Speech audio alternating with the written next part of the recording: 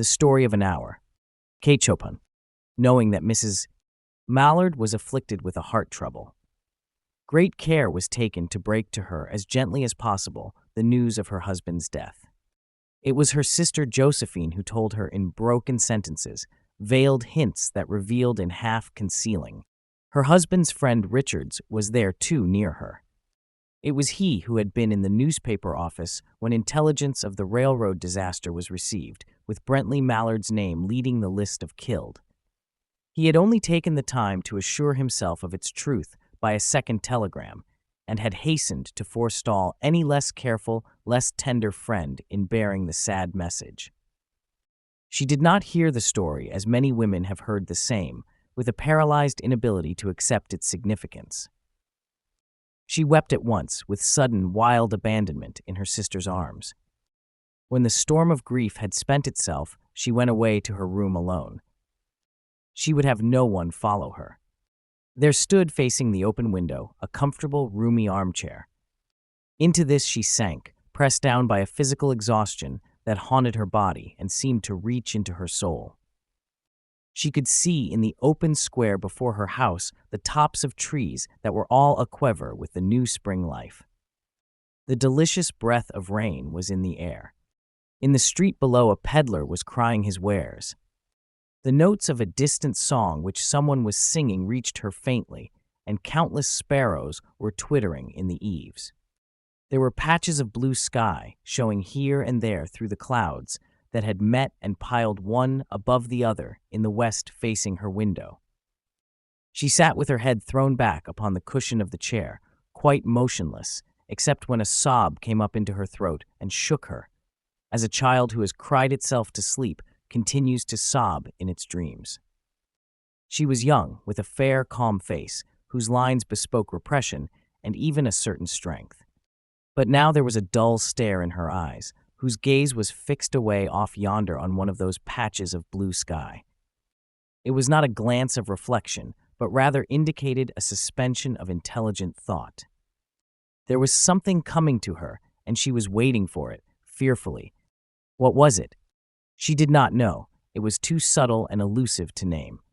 But she felt it, creeping out of the sky, reaching toward her through the sounds, the scents, the color that filled the air.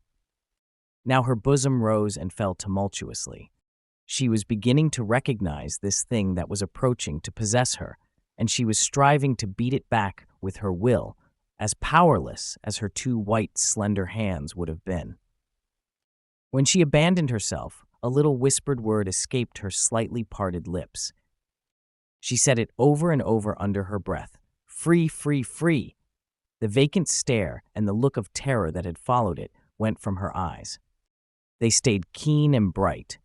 Her pulses beat fast, and the coursing blood warmed and relaxed every inch of her body. She did not stop to ask if it were or were not a monstrous joy that held her. A clear and exalted perception enabled her to dismiss the suggestion as trivial. She knew that she would weep again when she saw the kind, tender hands folded in death, the face that had never looked save with love upon her, fixed and gray and dead. But she saw beyond that bitter moment a long procession of years to come that would belong to her, absolutely. And she opened and spread her arms out to them in welcome. There would be no one to live for during those coming years. She would live for herself. There would be no powerful will bending hers in that blind persistence with which men and women believe they have a right to impose a private will upon a fellow creature. A kind intention or a cruel intention made the act seem no less a crime as she looked upon it in that brief moment of illumination. And yet she had loved him sometimes. Often she had not. What did it matter? What could love, the unsolved mystery, count for in the face of this possession of self-assertion which she suddenly recognized as the strongest impulse of her being? Free, body and soul free, she kept whispering. Josephine was kneeling before the closed door with her lips to the keyhole, imploring for admission. Louise, open the door. I beg, open the door. You will make yourself ill. What are you doing, Louise? For heaven's sake, open the door. Go away. I am not making myself ill. No, she was drinking in a very elixir of life through that open window. Her fancy was running riot along those days ahead of her. Spring days and summer days and all sorts of days that would be her own. She breathed a quick prayer that life might be long. It was only yesterday she had thought with a shudder that life might be long. She arose at length and opened the door to her sister's importunities. There was a feverish triumph in her eyes, and she carried herself unwittingly like a goddess of victory.